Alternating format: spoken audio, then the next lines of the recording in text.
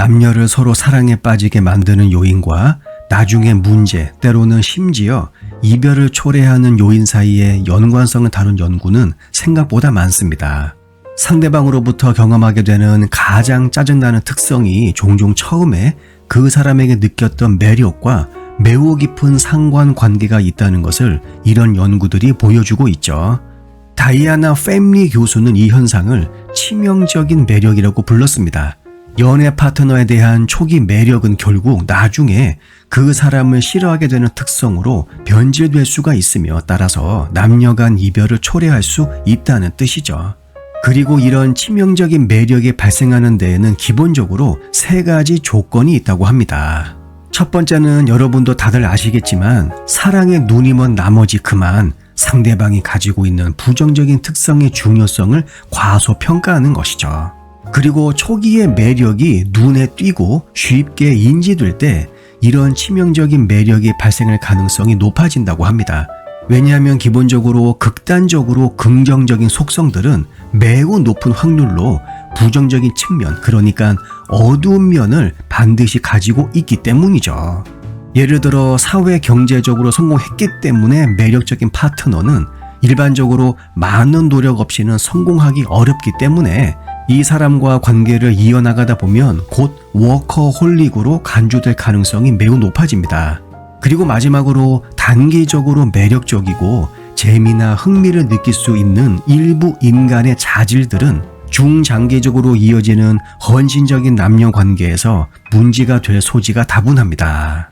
이러한 치명적인 매력의 그 정도를 조사하기 위해서 펨리 교수는 학생들에게 가장 최근에 끝난 연애 관계를 설명하도록 요청을 한 다음 만남과 이별에 대해서 구체적인 질문을 했습니다.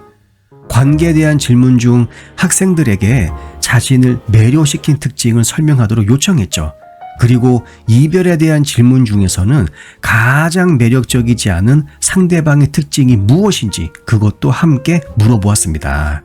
그런 다음 친절하다 등의 키워드와 잘 대해주었다 등의 문구를 카테고리별로 분류했죠.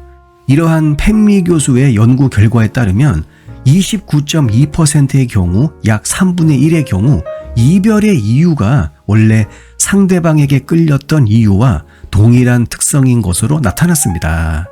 하지만 실제로 현장에서 일하고 있는 많은 남녀관계 전문가들은 이런 치명적인 매력이 가져오는 결과는 펨리 교수의 데이터가 시사하는 것보다 훨씬 더 흔하다고 말합니다. 남녀관계가 낭만적인 사랑에 기반을 두고 있었다면 서로에게 매력을 주었던 특성과 나중에 문제를 낳게 되는 특성 사이에서 연관성을 찾는 것이 생각보다 매우 쉽다고 합니다. 여러분은 지금 그 사람을 처음 만났을 때 어떤 매력을 느꼈나요?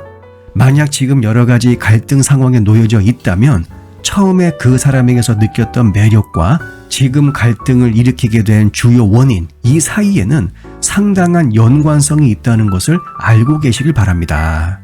연구 결과들을 놓고 보면 모든 커플 그룹에서 처음에 서로에게 매력을 느낀 것, 그리고 서로에 대해 가장 스트레스를 받는 것, 이 둘 사이에는 거의 항상 어떤 연관성이 있습니다. 우리가 이런 선택을 하는 데에는 어쩔 수 없이 인간의 무의식을 빼놓을 수가 없죠. 무의식적인 힘이 낭만적 매력과 관계 문제 모두에 작용할 가능성이 매우 높습니다.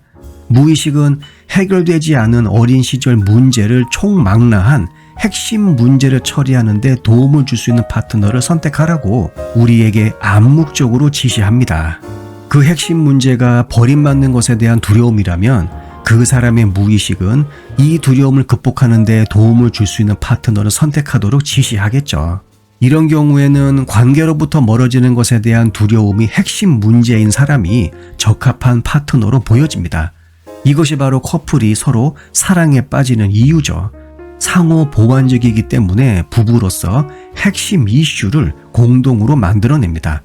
근데 중요한 건 서로 사랑에 빠지게 만든 특성과 그들의 관계를 살아있는 지옥으로 만든 특성 사이에는 분명한 연관성이 있다는 것이죠.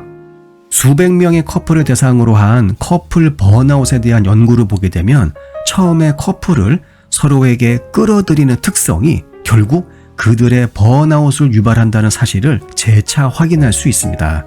남편이 강하고 조용한 성격이라 사랑에 빠졌고 굉장히 로맨틱하다고 보던 여성도 나중에 말이 없다는 이유로 결혼 생활에 지치게 될 수 있죠. 그리고 아내의 개성 있고 강한 성격 때문에 사랑에 빠진 남자는 나중에 아내가 모든 것을 놓고 그와 다투기 때문에 결혼 생활에 지쳐갈 수도 있습니다. 따라서 지금 현재 많은 갈등 상황에 처한 커플들은 반드시 상대방에게 끌렸던 특성과 관계에서 스트레스가 되는 특성 사이의 연관성을 잘 한번 식별해 보세요. 그런 다음 이것을 신속하게 인정할 필요가 있습니다.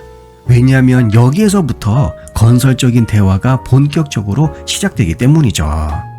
영상 내용이 도움이 되셨다면 구독과 좋아요, 알림 설정, 그리고 댓글도 많이 남겨주세요. 다음 영상에서 뵙겠습니다.